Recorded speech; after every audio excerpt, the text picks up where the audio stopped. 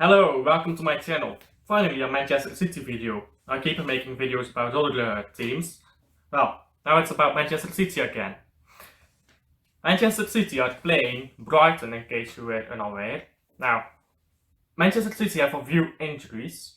Erling Haaland is injured, so Erling Haaland gets to join Nunez and Oscar de Bob on the You Are Never Seeing the Pitch bench.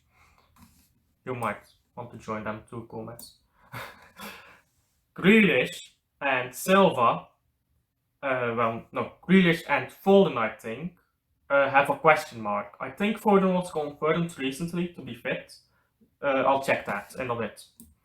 In fact, yeah, I'll check that in a bit. So, I think if Foden is fit, he starts. This is the starting 11 that I predict, personally. So, Ederson, Ake, Diaz, Stones and Walker. This Brighton game is our second biggest that we have left. Our biggest is, of course, Tottenham Hotspur. We are playing Tottenham Hotspur. It's the second to last game, I think. So it's still quite a while. Until we play Tottenham Hotspur, we have to rest our players, with the exception of this game. This is the game where we play our big players. So Ake, I'm pretty sure he will play because Guardiola, as good as she has been here, Guardiola, great player, moves forward very well. We don't need that against Brighton because Brighton don't sit back like other teams. Brighton go forward, Brighton attack. We won't need Guardiola against Brighton unless we're needing a goal. Akanji. I like Akanji. Akanji is a good player and can play in both Stones roles and Walker's roles, so not as good as those two players. Akanji, he might play, but in my opinion, we are playing our best 11 against Brighton. And as you might have noticed, Kevin De Bruyne is not in that best 11. Why not? To be honest, Phil Foden this season has been better than Kevin De Bruyne. And yes, I'm saying Foden is better than De Bruyne. This season, purely this season, let's not worry about 2 seasons ago, yeah, because City fans have it very difficult imagining that time progresses. Purely on this season, Phil Foden has been better than Kevin De Bruyne. So if you are playing our best team, it has to be Phil Foden who starts. Now, you might want to say De Bruyne over Kovacic then, but then who do we have to defend? Like, this is very attacking. Kovacic provides more cover for Rodri, and then Rodri can move forward a bit more. With De Bruyne on the pitch, Rodri is landlocked in this area, because if he goes forward and we lose the ball, game over, they score. So it's either going to be Foden or it's either going to be De Bruyne. De Bruyne, in my opinion, not our best player anymore. And even if he is getting old, he needs more rest. Play Foden against this team, against Brighton, and then we can play De Bruyne against Forest. And we don't need to keep playing Foden and De Bruyne together. Because when we play the two together, yeah, it's like this. And Foden is out on the graveyard. I call this the graveyard. Because he's just touching the byline and he's doing nothing. Foden is a great player. He can't be a great player when he doesn't have the ball. So, Foden and De Bruyne together, Pep says it works, it doesn't work. You have seen it all season, it doesn't work. It's either Foden or it's either De Bruyne. I pick Foden. De Bruyne can play 30 minutes, he can come on for Foden. De Bruyne can come on for Kovacic if we really need a goal. De Bruyne can come on for Alvarez, he can play striker. He certainly can do that, he played false 9, was it 21? Yeah, 21-22, he played false 9. So, he can certainly come on the pitch, but he has not started. In my opinion, he is not starting. He should not start. Akanji and Stones, and Guardiol and Ake. Those are completely up for debate. It depends on what Pep is thinking. If Pep is thinking, I want to get an early goal and then start defending deeper, he's gonna play Guardiol. If Pep is thinking, I want to defend deeper and I don't care as much about control, he's gonna play Akanji. So it completely depends on what Pep wants to do. Now, last two players that we want to talk about, Grealish and Doku. I suspect that Doku might start, but Grealish is a better player in my opinion, so I'm just putting him on the pitch. I'll talk about what we'll do with Grealish on the pitch first, but I'll also take some time to talk about Doku, because he gives us other options. Now, of course, this is our formation on paper, but we never play like this. We haven't played like this in 5 years. So let's talk about how we actually look when we go forward. And when we go forward, we look more like this.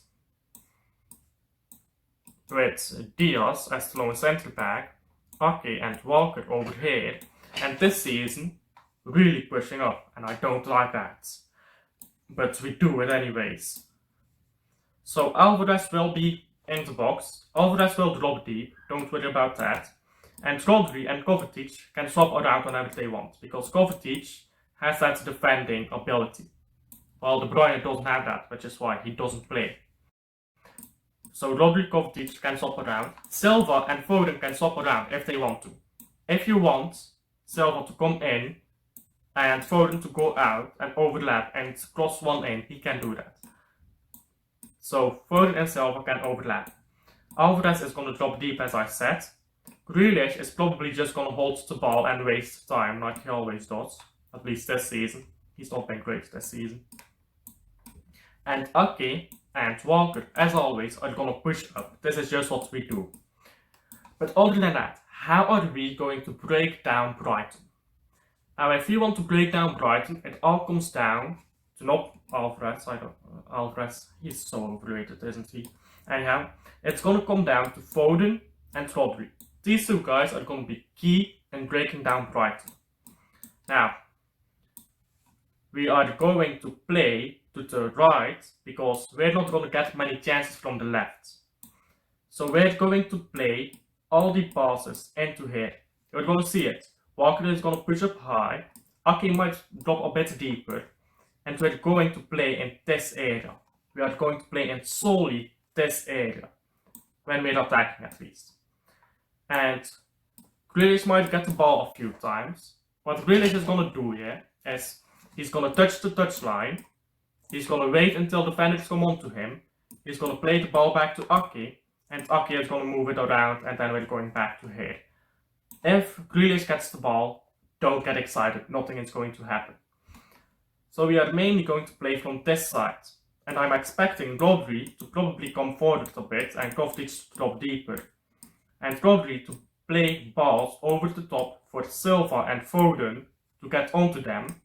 And then cross back into the box for Alvarez, who is probably waiting there. And Rodri can push up as well. Or maybe Kovacic. Kovacic does that sometimes, not a lot though. So that is what I'm expecting. We're going to attack from the right. Now, I like the idea of attacking from the right, because we have Foden and Silva there. You know what I like even more? Attacking from both sides. So let's assume Grealish gets benched instead. Now we put Doku on. First of all, if you are defending, let's do this. We're defending, we defend in 4-4-2. So it looks more like this. Then, when we defend, well, it really depends, doesn't it? And Foden is usually on this side, and Doku is going to be here, and Alvarez is left up here. Now the question becomes, does Silva stay here and Foden go up here? Because usually De Bruyne is up with the striker over here. Or is Foden going to be here and do we leave Silva here? For me, the answer seems simple. Foden is faster, give Foden the chance to break. When we are defending, Doku is rapid. Just play a long ball, Doku is going to get onto it, and we might have a 2-on-3 or something like that, or a 1-on-2 or whatever, we might have a numerical advantage, even if it doesn't last long. Doku can play a ball in, and Alvarez can get onto it. But we aren't going to get many counters, I think. So instead, let's talk about how we build up progressively, as we usually do, with this team. And it is a lot better than with Grealish on the pitch. When Doku is on the ball, he is going to run at defenses. Doku is going to get the ball, he's going to try going around here and crossing it in, or cutting it back rather. He's going to try going around here and shooting. He doesn't like crossing though, he's allergic to crossing, which I have criticized vehemently. He just doesn't do it. And he's going to pass back to Rodri, because we have seen that a lot into the Real Madrid game, I think it was. He kept passing back to Rodri, and Rodri kept shooting from outside of the box. And we created a lot of chances like that, but Rodri couldn't finish his dinner. This is how we are going to play against Brighton. Now at least I think that's how we are going to play against Brighton. I'm not bad, I don't know how we are going to play against them. But this is how I think we are playing against Brighton. And we should win. I mean, there are 6 games left, 5 Premier League games, 1 FA Cup. If we win all of our games, we win the double. Back-to-back doubles. Because last year's treble, which includes the double. Nobody in English football has ever done that. Our biggest challenges left, Brighton and Tottenham. Now, I don't think we need to win at Tottenham. Because not Manchester, Chelsea and Liverpool are going to drop points before that game. This is the biggest game left, I think. This is the most important game left. Not the most difficult game, not the hardest game, but the most important game left. If we win this game, I think, personally, we will be champions. 4 in a row. There you go. We have to attack directly. Because we have tried controlling football all season long, as we always do with Pep. It doesn't work. We were bored against Chelsea. We were tired, let's be honest, but still bored. We were bored against Real Madrid. Everyone wants to say, look at how good we were, we got all these chances.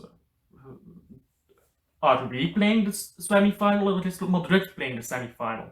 We were bored.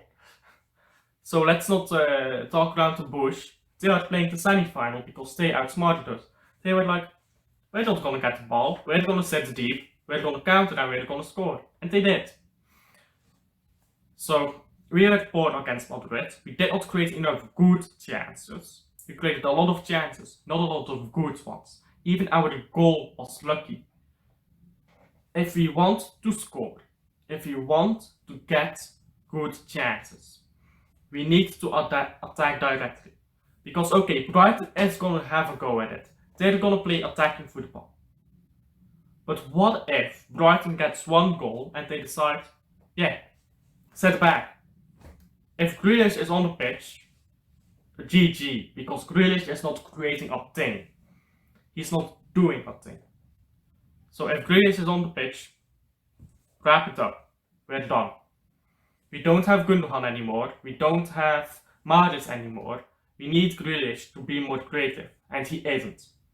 Grealish was great last season because we had Gundogan and Mahrez to create. Now we don't. And what does Grealish do to replace that lost creation? Nothing. So for me, play Doku. Start Doku.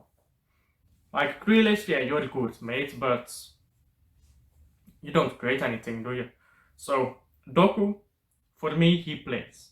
Even if he doesn't get a goal, if he doesn't get an assist, he will run, and he will make them tired. And then Foden might get a beautiful goal, or might get an assist for Alvarez.